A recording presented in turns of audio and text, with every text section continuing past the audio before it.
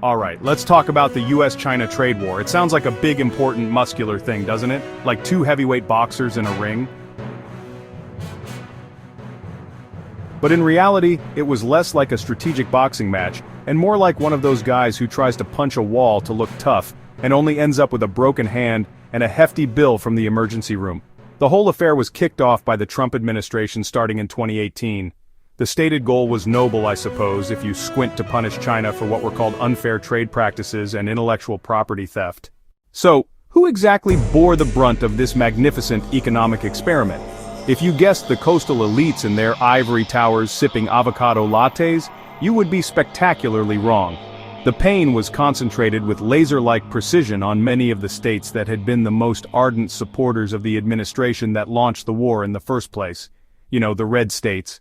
Let's look at the data, because numbers, unlike politicians, don't have a vested interest in telling you everything is fine when your house is on fire. A study from the US-China Business Council found that the states most exposed to the trade war were, you guessed it, largely rural and Republican-leaning.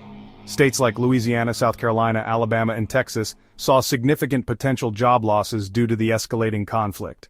Let's get one thing straight because it's the most important and most deliberately misunderstood part of this whole mess. Tariffs on Chinese goods are not paid by China. I know, it was said a lot with great confidence, often into a microphone, but repeating something doesn't make it true. A tariff is a tax.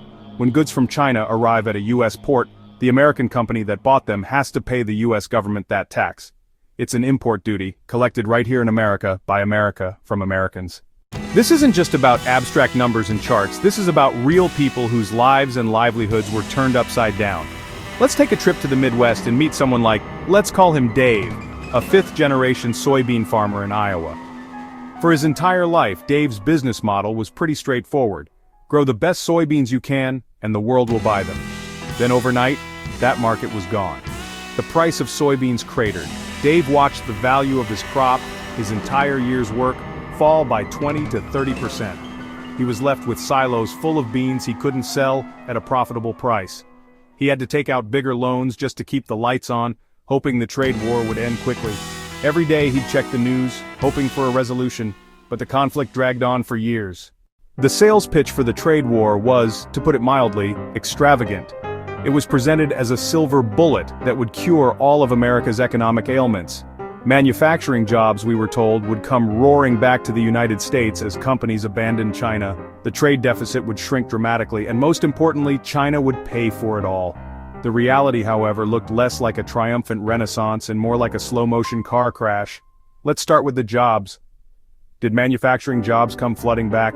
No. In fact, research from the Federal Reserve found that the trade war led to a net loss in United States manufacturing jobs.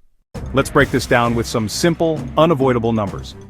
Let's focus on the star of our agricultural tragedy, soybeans.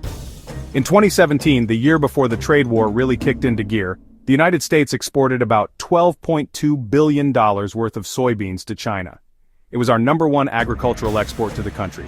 Then, in mid-2018, China slapped a 25% retaliatory tariff on US soybeans. The effect was immediate and devastating. By 2019, US soybean exports to China had fallen to just $3.1 billion. That's a 75% drop in 1 year. Let me repeat that, 75%. Think of the global supply chain as a vast, incredibly complex network of highways. For decades, a superhighway ran directly between the United States and China. The trade war didn't eliminate the traffic, it just set up massive permanent roadblocks on that highway. So, what did all the trucks, or the giant container ships, do? They found detours.